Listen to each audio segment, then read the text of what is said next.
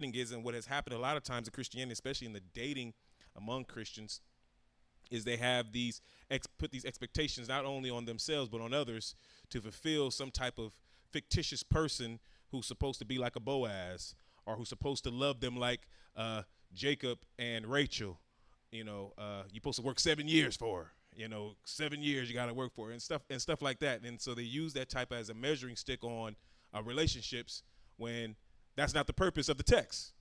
The purpose of the text was not to use those things as relationships to say, well, if your relationship ain't working like this, you're not in a good relationship. Because if we actually look at those relationships, they have a lot of issues, because relationships have issues. That's what happens in life, because we're humans, and we're by nature selfish.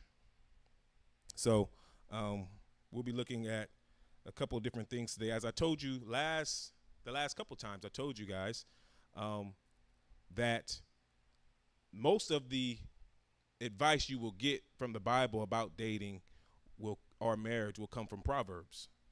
Proverbs, the book of wisdom. And in Proverbs, you have a lot of advice given. The Proverbs is a book that is full of wisdom. It's not a book where people try to use it as these are promises of God. No, the book of Proverbs are not promises of God.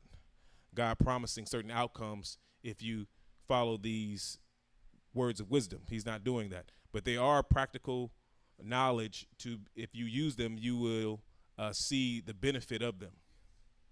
Right? So we got to understand that. The book of Proverbs is not a book of God's promises that if you do this, that you will gain that. Right? But it's actually a book of wisdom